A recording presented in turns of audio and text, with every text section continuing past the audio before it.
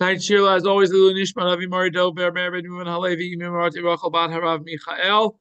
And tonight we begin the story of Yosaif and brothers with parshat Vayayshev.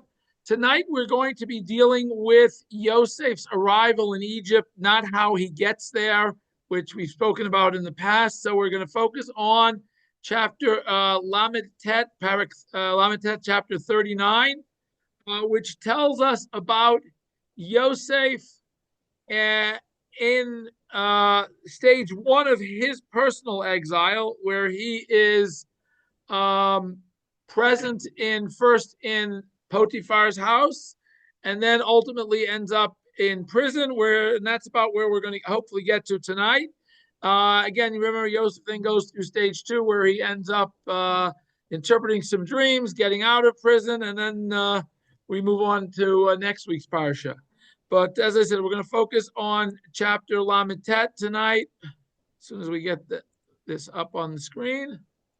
And we're really, as I said, we're going to focus on the story of Yosef in Potiphar's house and how he ends up in prison. So, beginning with Lamed Tet Pasuk Aleph, we're going to quickly read through the story and then see what the Parshanim have to say about it, that hopefully will shed a little bit more light on the story. I think we're all relatively familiar with the story.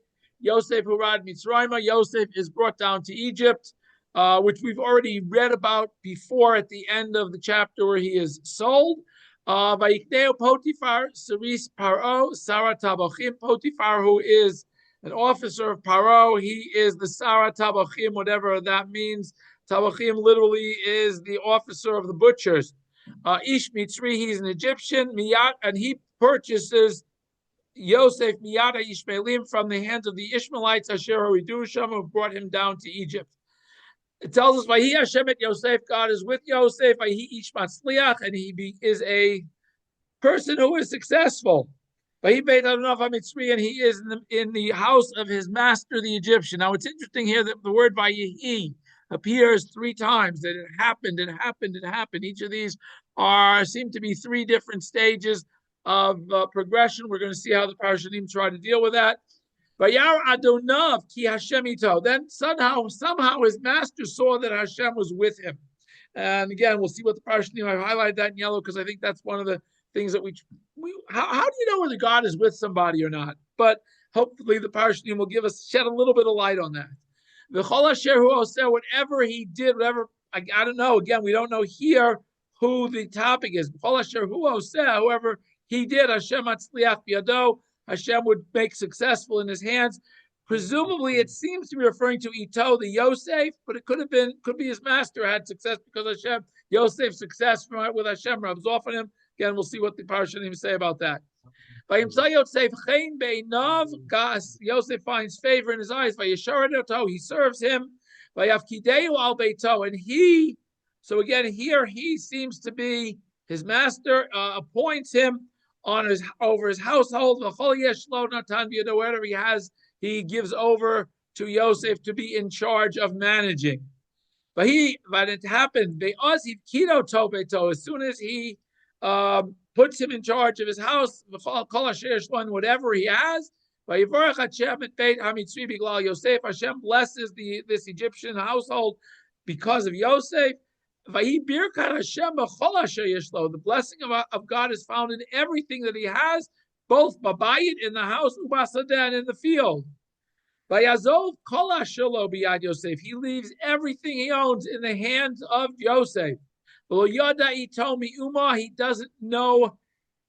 It's a very strange way to phrase something. He did not know it with him. Me'uma literally means nothing. There was nothing he knew with him. Except for the bread that he eats. Now, again, this is going to be a very interesting passage. We'll see what the Parshanim have to say about bread that he eats. But he, Yosef, and then the Parsha suddenly tells him that Yosef was just saying something we read a couple weeks ago about Rachel, that she was Yifat Torah, Yifat Mareh. Yosef inherits Rachel's good looks, both in form and in shape and whatever it is. He's a beautiful looking guy, good looking guy. So it comes to pass after He's been appointed as superintendent over the whole household. But he saw Eshet Adonav eteinahu el Yosef. His master's wife raises her eyes to Yosaif, Atomer Shichva Imi, and she makes a pass out of basis. Says, come sleep with me. Vayima'ain. Now, this word Vayima'ain is one word that we're very familiar with. If you're in shul when the Torah Balkar reads it, has this note called Shalshelet, one of the most least frequent notes in the Torah. It basically means that he's very, very hesitant. He's very, very troubled. He's very, very shaking. It's a very shaky note. But he refuses. And what the Shalshelet means, how he refuses, we'll see what Parshatim have to say about that. Vayomer le'eshet Adonav, and he says to his master's wife, Hein Adoni, behold, my master, lo yoda itim ababayit, does not know anything about me, what's with me in the house. And whatever he has, natan biyadi, he's given over into my hand. Obviously, he hasn't given it to him as a present. He's given it to him to oversee and manage. There is no body among the servants who is greater in this household than me. And he has not held back anything from me. Except for you. You're his wife. He doesn't want to share his wife. He gives me control over everything except you. You're his wife. How can I possibly do this great evil? I will have sinned to God. Very interesting statement. Again, first he says, hey, I'd be betraying my master. Then he says, I'd be betraying God, rather than reverse. Yosaif yom yom. She speaks to Joseph every day. And he did not listen to her, lishkavetz law, to sleep with her, or even to sleep next to her, liot ima, to be with her. And it came to pass on this specific day. He came to the house to do his work. There is no man of the entire household was present in the house. We're going to see what the Parshatim have to say. How did this happen? Why was nobody home this day? But she grabbed his garment, lemor, as if to say, or saying, Shichva, lie with me. Vayazov bigdo biyada. He immediately left his garment in her hand. Vayonas, and he ran away. Vayetze achuta, and he went outside, out of the house. Vayikir ota, when she saw kiyazav bigdo biyada, when she saw that he had left his garment in her hand, Vayonas achuta, and he had run outside. But she called the members of the household. Now again, remember, there's nobody home. Who she's calling, I don't know. Suddenly she had her cell phone got plita. She called everybody. But Tomer lehem lemor, and she says to them, Ru'u, see, hevi lanu ish ivri letzachik banu. He has brought up to us an ivri, a man who is an ivri, a Hebrew, letzachik banu, to play with us, to jest with us, to sport with us, whatever word you want to use. He came to me to sleep with me. I called out with a loud voice. Now, presumably nobody was home, so nobody could tell whether she called out in a loud voice or not. But when he heard, I raised my voice and cried out. He left his garments next with me. By Yonas, and he ran away and left outside. Okay? He left his garment next to her till his master came home to the house. But to Daber a love, and she spoke to him, presumably to the master, not to Yosaif. According to these things, she said, this Hebrew servant that you brought to us came upon me to sport with me. When I raised my voice and cried out, he left his garment with me, and he ran away. When the master heard his wife's story, that she spoke to him, according to these things, that's what your servant did to me. He got angry. Now, I'm going to stop the story here for 1 minute. Egyptian rules. What would you have expected a servant who tried to rape or seduce his master's wife? What would you expect his penalty to be? Exactly right. He should have gotten executed. Okay, but that's not what happens. And we're going to try to see if we get to that one also. I don't know if we get to that. Yosef Oto. Yosef's master takes him, he puts him in prison. Not just any prison, by the way. The place where the king's prisoners were put in prison. He is there in this prison. And in the prison, Yosef, God is again with Yosef, and he's gracious with him. He Yosef finds favor in the eyes of the officer who's in charge of the prison, the warden. Yosef, the prison warden, places in the hand of Yosef all of the prisoners in the prison. Whatever they are doing there, he would be doing. The officer does not see anything negative about Yosef because God is with him. Whatever he does, God is causes to be successful. So we see a couple of theme words here. Firstly, this word me'uma, nothing, appears a couple times in the story. We have this word matzliach, that Yosef seems to be very successful at every stage. So we've got a couple of things going on in terms of God is keeping an eye on Yosef. He's watching out for him. Yosef, even though from a physical sense, Yosef is clearly alone in Egypt, from a sense, God is now there, has not left him alone. And this, by the way, is one of the roles or paradigms for every time a Jew is in exile. When a Jew is in exile, as long as God is he retains his relationship to God, God is with him. So that's a very interesting point that is raised exactly from the way that the story ends. God is the one who allows us to be successful wherever we are, whether we're in Israel or we're not yet, or not in Israel, or we haven't gotten there yet, or we're lost on the way. But that's about, I think, one of the points I wanted to make sure we get to before I forget about it. So I want to start with that. Okay, now we're going to go to Rashi and look at Rashi's take on this whole story. Okay, if we can get my computer to respond, that would help.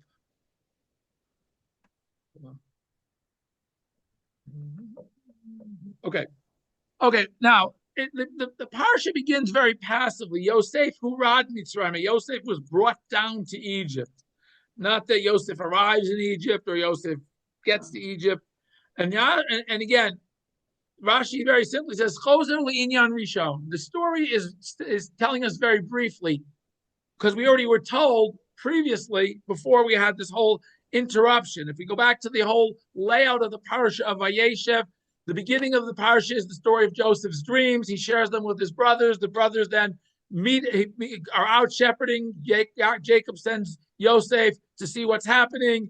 They basically take him, throw him into a pit, and ultimately he gets sold and brought down to Egypt. So we've had all that in the parsha. And then the Torah interrupts to tell us this whole story of Yehuda and how he has a bunch of children. And ultimately, the story now continues with Yosef. But we've just finished this long chapter interruption with Yehuda. And Rashi is now telling us very simply that the Torah here, even though we already know that Yosef was brought down to Egypt, is repeating it basically for continuity where the story was interrupted. That's all Rashi is saying.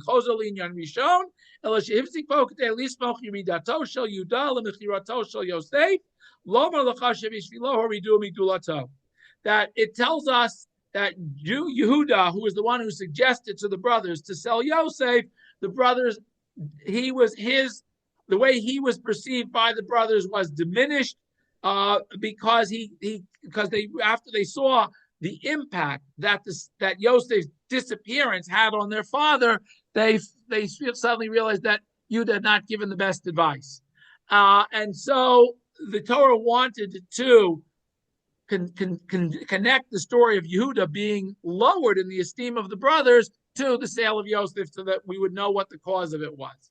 The Ode, and by the way, now Rashi gives us a very interesting insight into this whole story that we've just gone through. What?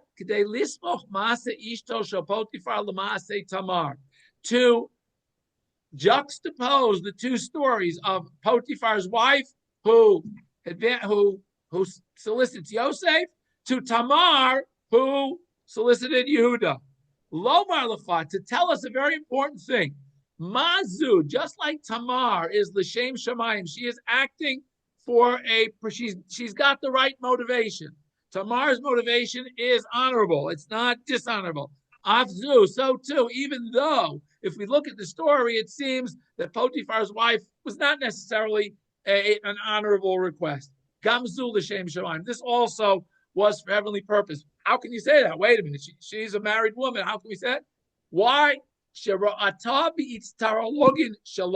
She saw through astrological forces that she was able to. She was a great astrologist, or she had a great astrologist. I don't know which, but she had seen through the stars. That somehow, somewhere in her family, someone in her family was ultimately going to be the mother of offspring through Yosaif.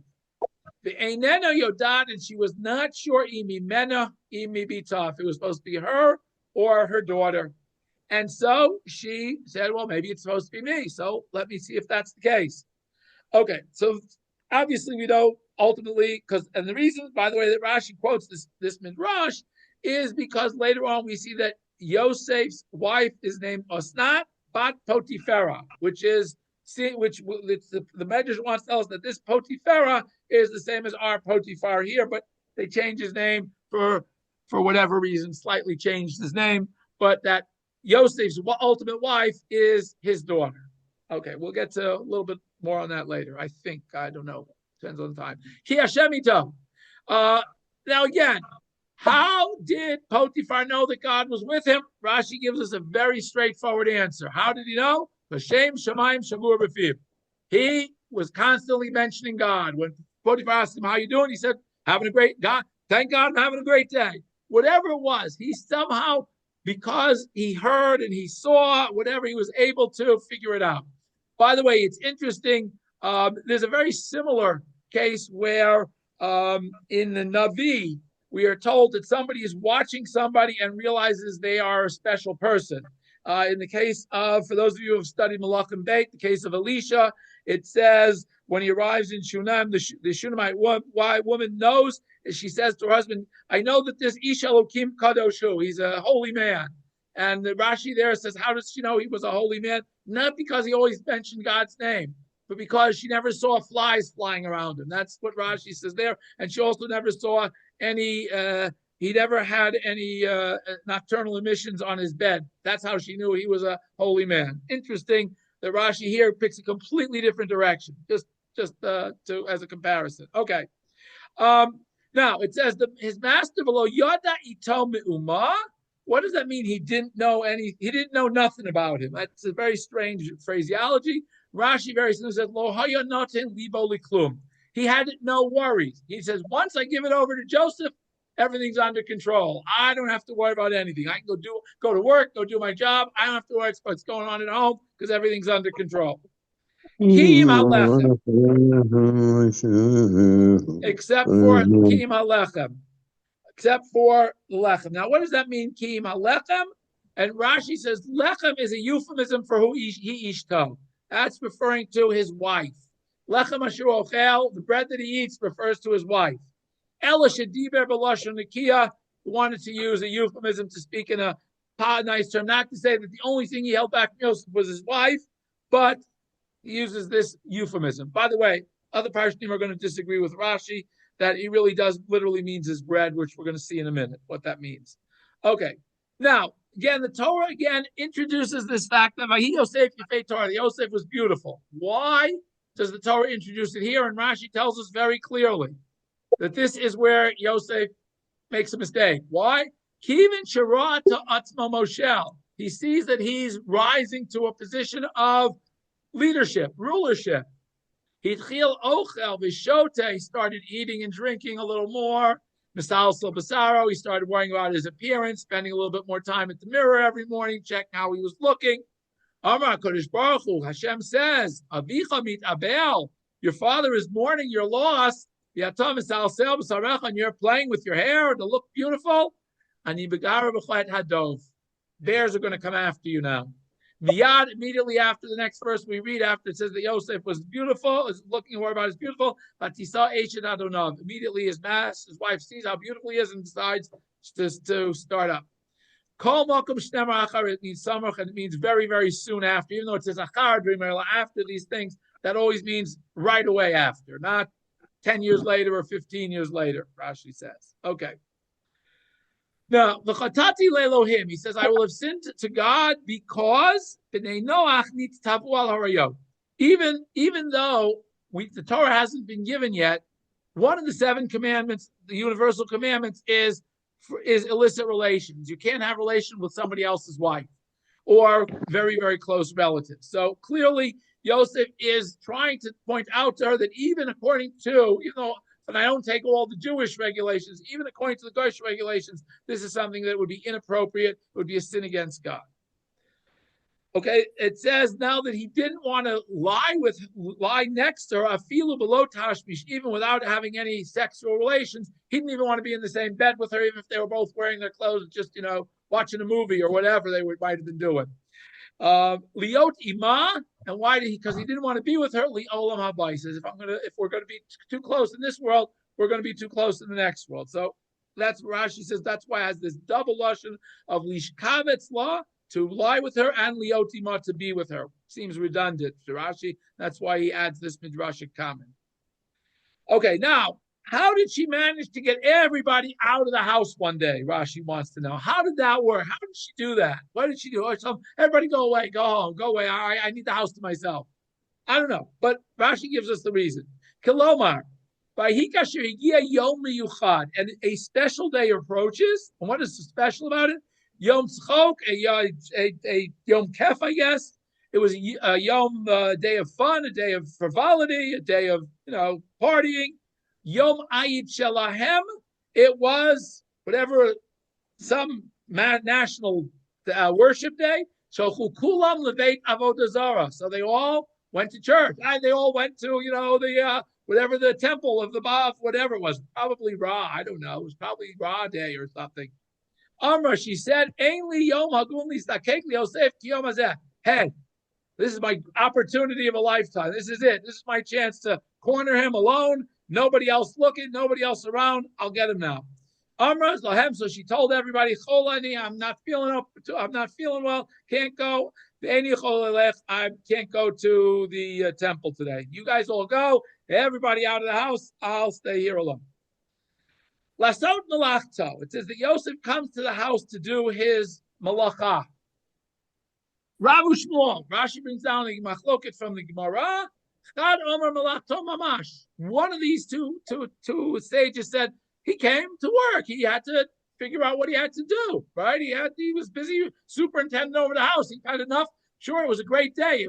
Nobody was in the house. He figured nobody was around. Great day to get all my file work done, get it all done. Nobody will disturb me. There'll be no phone calls, no coffee clutches. I can just get work all day, get my work done. But that's not what the other one says. The other one said, somehow he said, hey, this will be a great day to be with her. Okay. And the Gemara in Sota says the only reason he was able to withstand her and refuse was he saw an image of his father. And that put the kibosh on it, I guess. Once he saw the image of his father, I can't go through with this. So again, different opinions of the Gemara.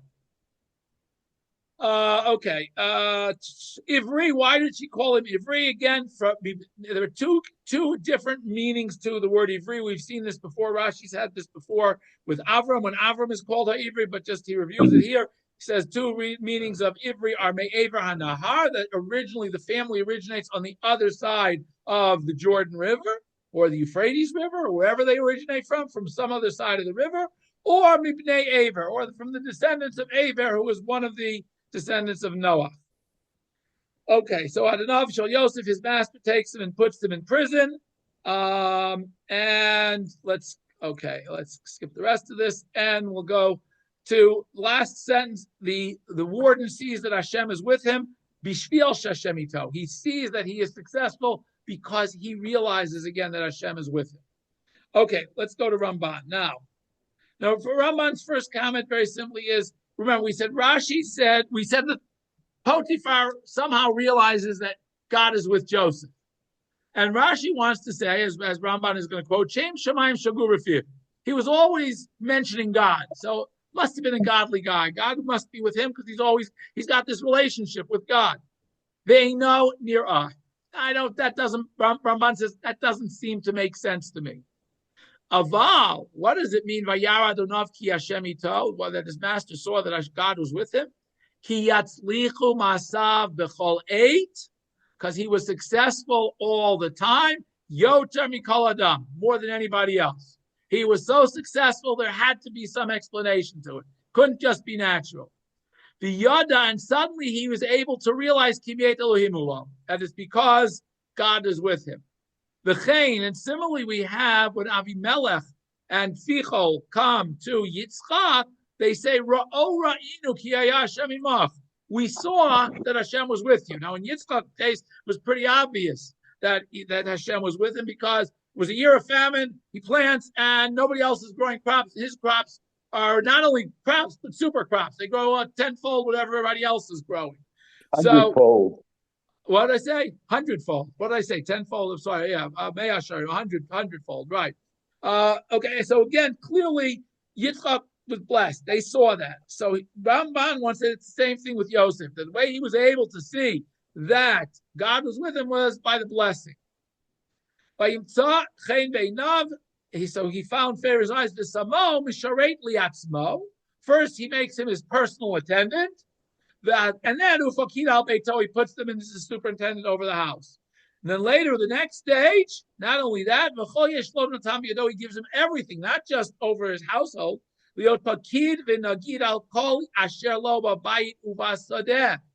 is now in charge not only of just running the household, but he's in charge of running the whole estate, the household, the fields, the gardens, everything, whatever he owns. Okay, so it goes through stages. First, he becomes his personal servant, his valet, his attendant. Then he becomes in charge of the household, and then finally becomes in charge of everything. Okay, now, so that's one. That's Ramban says he figured out because of his success. That's why he was able to figure out. But he then quotes the Midrash. Midrash. He quotes the Midrash from Reshit Rabbah. Amru, what did they say? Melachesh v'nichnas, melachesh v'yotzei. Yosaif was always whispering when he was going about doing his work. Whenever he'd walk in, he'd be whispering to himself. Whenever he walked out, he'd be whispering to himself. And then he says, Amarla, when his master would say to him, Azog Rotchim, pour me some hot water, he'd immediately be able to produce hot water. Wouldn't even have to worry about getting a fire. He'd be able to produce hot water. Mazog Poshim, I want some warm water. Poshim, boom, now you got warm water. Boom, magic. My Yosaif. So he thought to himself, what is this Yosaif? Tevin Bafarayim, he's grinding straw into gold. Charashim B'Mitzrayim, he's introducing sorcery into Egypt. What's going on here? He thinks he's a great magician here. Ad Hechan, until he realized Ad Shara Shechina Omedet Al Gabav, until he saw the presence of God upon him. In other words, he thought he was just a master magician at first. Okay, hey, full of bad magicians. Okay, he's a good one. Got a good one here. Till finally, someday he saw Ad Shara Shechina Omedet Al Gabav. He saw the presence of God. This is why it's written, Vayara Adonav ki Hashem ito. He saw that God was with him, that it wasn't just that he was a good magician. And what is the intent of this midrash? Ki bavur yota Adonav Mitzri lo yadat Hashem. His master is an Egyptian. What does he know about God? Nothing. Amru. So originally he thought, he sees this guy is so successful, must be a master magician. Must be a good guy he must be, his black arts, dark arts, whatever it is he knows. Kasher just like everybody in Egypt is steeped in magic and sorcery. Until he saw Hayame ate Elyon. Now, how did he see it? Either b'mar'ah, he either saw it somehow, either he saw it when he was awake or he was in dream, either b'mudanan, some presence of God over him. In other words, he was able, because of Yosef's presence, he was able to imagine that he saw, or maybe did see, something that indicated it was godlike, not sorcery. That's what the Midrash wants to say. Okay. Now, Again, kiyam alechem ahu asher ochel. The only thing he held back from was the bread that he ate. Okay, the Vayayshev Rabbah, which Rashi quotes, is that it's talking about his wife, but it speaks in a not in a euphemism, so it's not as bold. Okay, Rabbi Avram Omar. Ibn Ezra says the following: Ki kol asher lo hayabi yad Yosef. No, it's meant literally that Yosef was in charge of everything, chutz min alechem asher ochel, except for literally what he ate. When he was eating bread, Yosef couldn't touch the bread. Shlo hayo afilu no geyabo. Yosef didn't even touch the bread when it was served. He may have superintended the Egyptians who were serving the bread, but Yosef was not allowed to touch the bread because he's an Ivri. Before Yoto Ivri, since he's a Hebrew.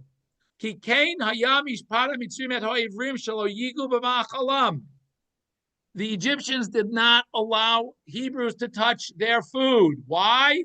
It was an abomination to Egypt. As we read later on, that why was it an abomination to Egypt? If you look in Targum Onkelos, gives a nice reason later on in parshat, next week's parsha, when the brothers come down and it says the Egyptians are sitting at one table and the brothers are sitting at another table because the Egyptians did not want to sit with the Ivrim, the Hebrews, because Hebrews are eating sheep. Sheep is sacred in Egypt. We eat just like an Indian. A Hindu who has a holy cow wouldn't sit down to a meal with somebody who's eating a cow, okay, a steak, a tongue, whatever he might be eating, okay. Same way the Egyptians did not want to sit and break bread with Hebrews because the Hebrews were eating basar of the sheep, and that was sacred in Egypt. The Efshar Shu Canaan, it's possible that Avram's interpretation, the Kiyam Alechem Asher Ochel, refers exactly to that, to the bread that his master would eat. He wouldn't let Joseph touch because, as an Egyptian, he wouldn't let an Hebrew touch his bread. Oh, yeah, Perosh. However, Ramban seems to say he quotes Ibn Ezra, he's quoted Rashi, he's quoted the Medrash. Now he's going to give his pshat. Oh, or perhaps yeah, Perush HaKatuv. The real meaning of the verse is Ki lo yada Adonav et Yosef me'umah shikach mikol hashelo. His master knew that Yosef would not take anything that belonged to his master. Rak et halechem levador sheyochal Yosef. The only thing he took other than was his room and board, his room and his food. That was it. So he was obviously, as a servant, he's allowed to eat. So, but that was it. He knew he wasn't taking anything else. He wasn't slipping a few bucks into his pocket on the side. He didn't even get involved in any of the other frivolities and stuff that normal teenagers would do or young men would do. He was not interested. Yosef was not looking to squirrel away a few bucks on the side. He wasn't interested in how much he was worth, his net worth. All he was interested in making sure he had food to eat. As it says later on in other psukim, I haven't seen anything that he took for this entire time. Okay?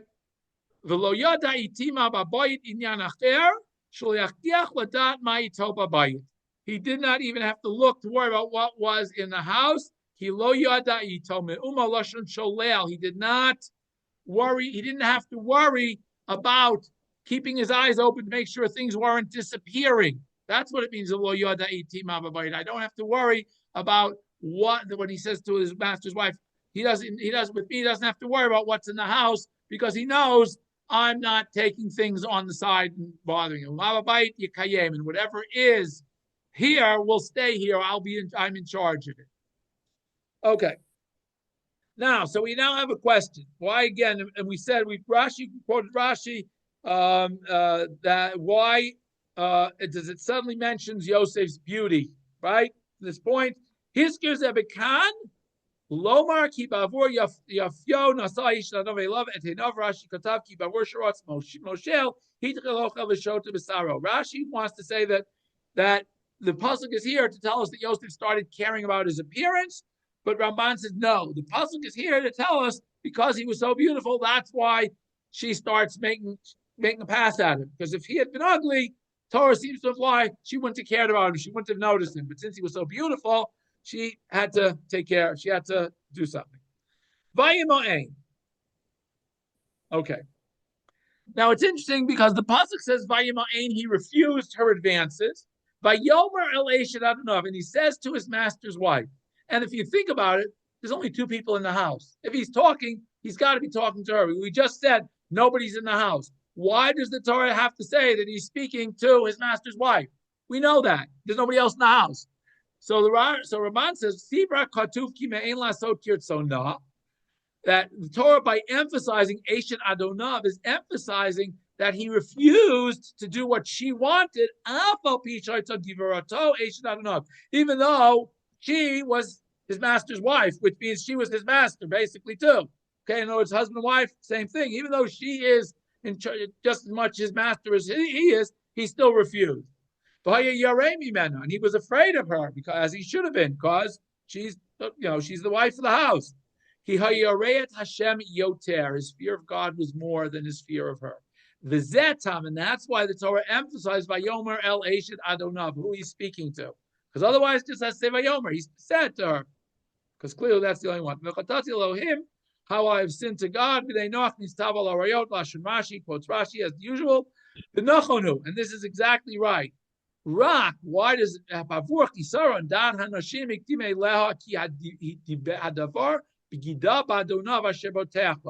because women don't necessarily think things through all the time.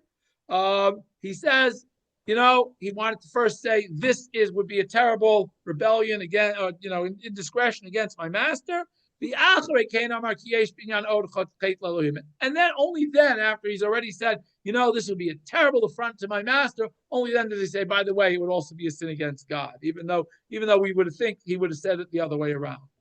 If you talk in the Farish Ode, and we can explain this a little bit more, I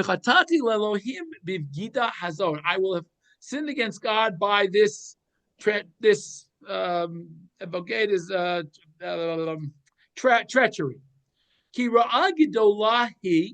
Because it's very great evil, that I should sin before God. Because God's eyes are on the honest and the upright and the trustworthy in the land. And somebody who is treacherous cannot come before God. Udvaro emet, and his words, God's words, are truth. Rak lo hiskir isur erva ki diber maki derech nashim. He doesn't mention that this is one of he doesn't come out and say that this would be a sin, one of the sins of immorality, but because he wants to, he doesn't want to speak. He wants to speak to her on her own terms. That it wouldn't be appropriate. Okay.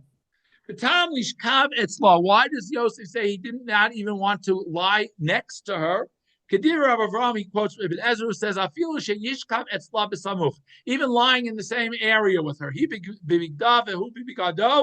if they were both closed, even to sit with her and have a schmooze, to have a little, just to sit and schmooze. Kilo matzanu etzla ala mishkal. Etzla, lishkav etzla, does not mean to have sex with her. It means to just to sit with her and spend some time with her. Rak ima o ota. Lishkav ima or lishkav ota refer to sexual acts, but lishkav etzla does not ever refer in the Torah or in the Vim to a sexual act. Shichva imi, she says to him, I want you to lie with me.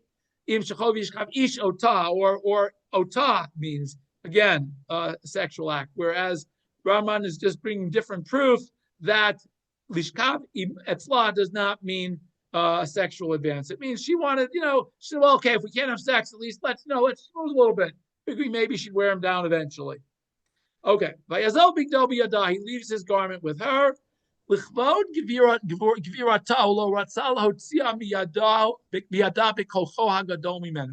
does not, because of the respect he has for her as his master's wife, he does not try to grab his garment back from her.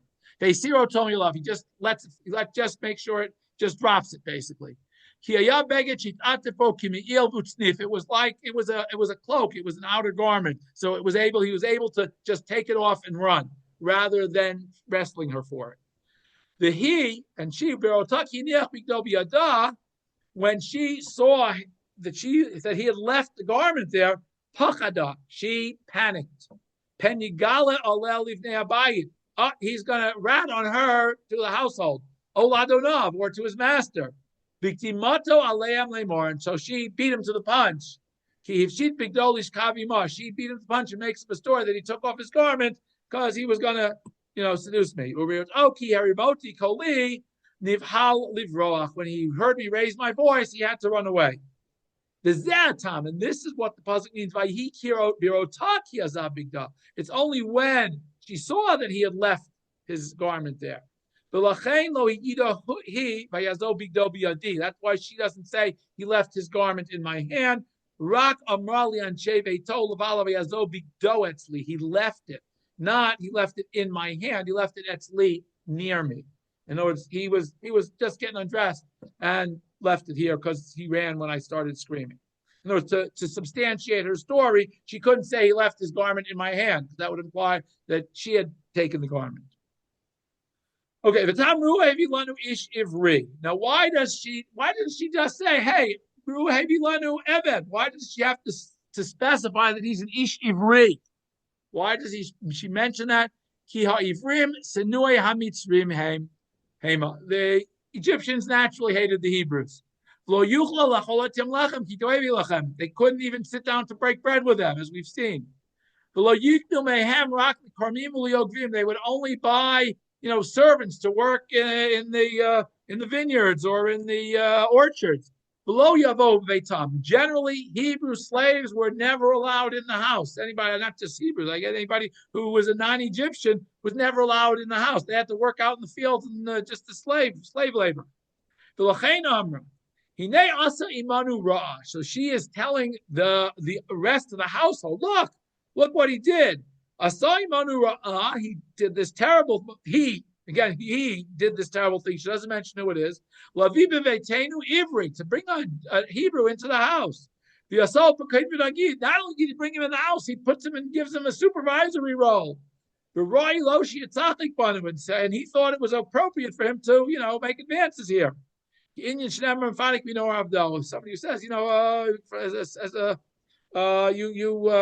you play with from a child to a slave.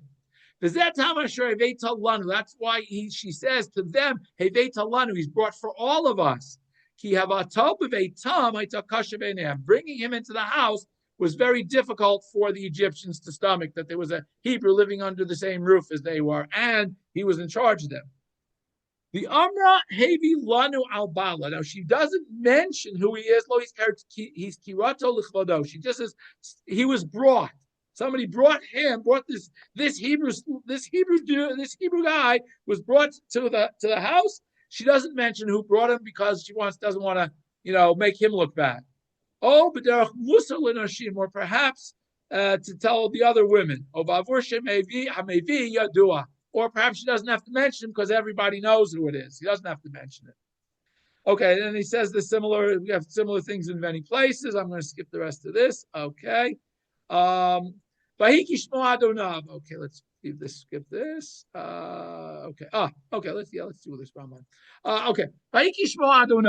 When his master heard what had happened. Now, Rashi wants to tell us that, by the way, when did she tell her husband what had happened?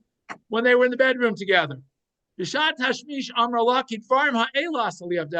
hey, here we are in the bedroom. This is your servant. That servant you brought, he tried to come into the bedroom too.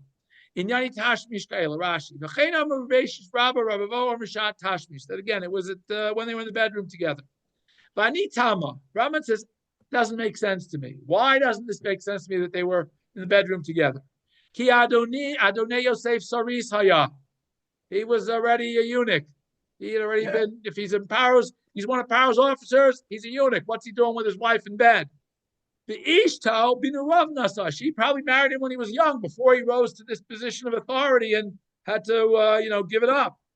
The Haim Darshu Saris Paro, and that's why it says Saris Paro, why he's called a Saris.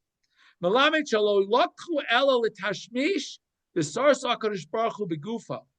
Interestingly enough, Midrash wants to say that when Potiphar originally bought Yosaif, his intent was to use him for immoral purposes. And therefore, God, causes him to become impotent. The ode, but even so, it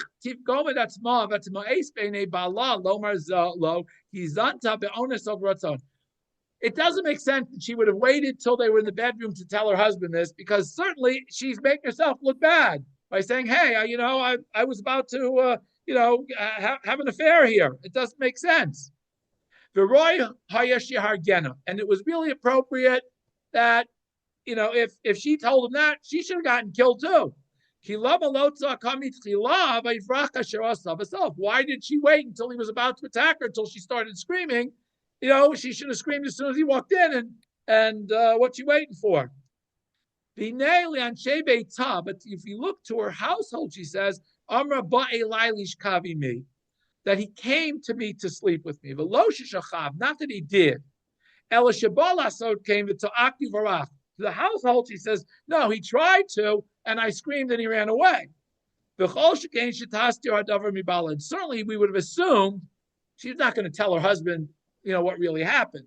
She would have told the same story to her husband that she told to the household. So therefore, clearly, what Ramban is trying to say is that Rashi commented that when it was said, this matter doesn't make sense that she would have waited till that point. She probably should have told him as soon as he walked in. Im Tomar, but perhaps right? Perhaps she waited until this point to get really angry and make sure Yosaif got killed. Clearly, the punishment should have been that he gets killed. The efshar, but it's possible like these things. She says, like these things your servant did to me. Perhaps it wasn't, intercourse. It was just, they were just fondling each other.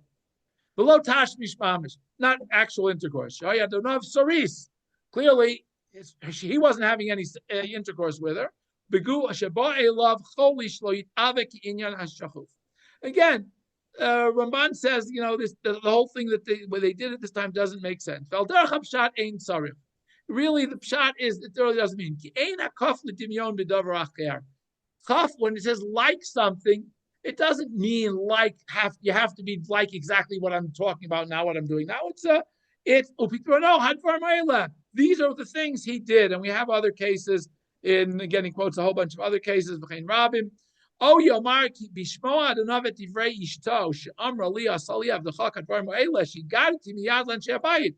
she said, as soon as her husband came home from work that day, she told him, you're just like I told everybody else. That's exactly what he wanted to do. So you heard the story on the way walking in the house.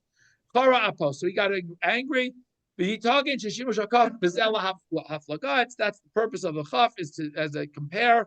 Okay, and we have many other cases.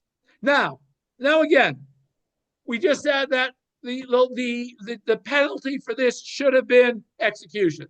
Shouldn't have gotten off with just thrown in prison. However, Raman says the following: mehavat adunavet Yosaif lo hargu. Okay, his master had such respect, a love for Yosaif that he didn't have him executed immediately.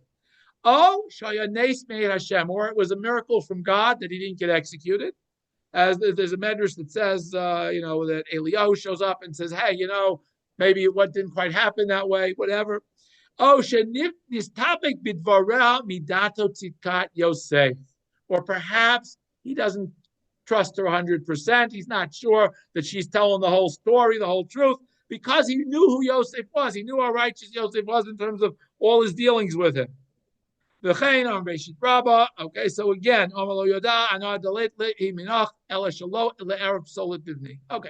again, that the whole point being simply that somehow Yosef doesn't get killed, he only gets put in prison. Not only does he just get put in prison, he doesn't get put in any prison. Amar Avram. Again, Ramban quotes Ibn Ezra, the Plosik is explaining,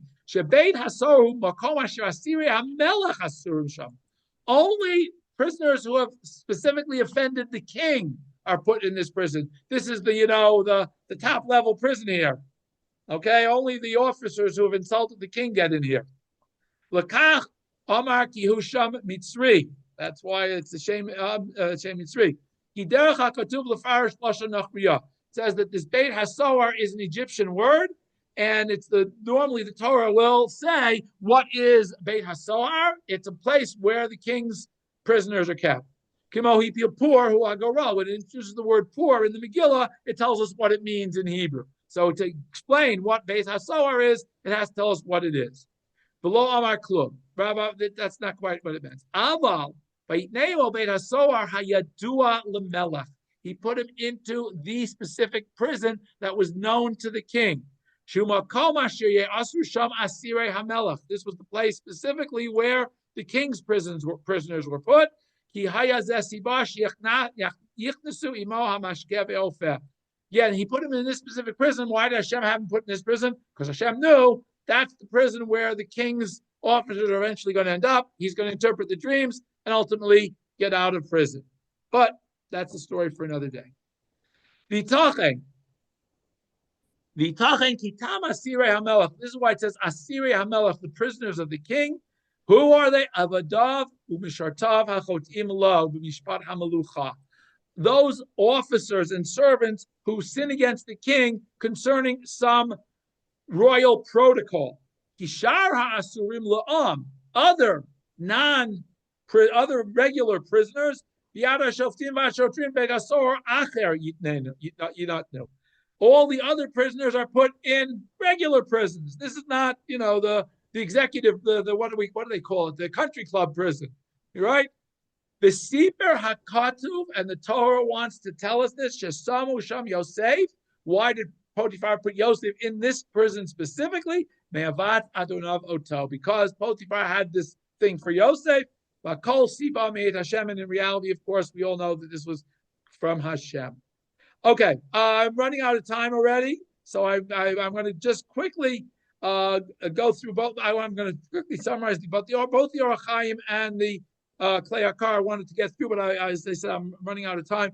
Both of them talk about the different levels that Yosef goes up as on the way up and the different things he does on the way down. As we see Yosef at the beginning, again, he's been sold. You would think he's now going to start out at ground zero. That's exactly what he does. He starts out basically being one of the regular servants, but he somehow manages, because HaKadosh Baruch Hu is watching out for him, manages to shine. He ultimately gets elevated, as I said, first to be Potiphar's personal valet, then to be his personal valet and household manager, and ultimately at the third stage, he becomes not only the manager of the house and but he becomes the manager of Potiphar's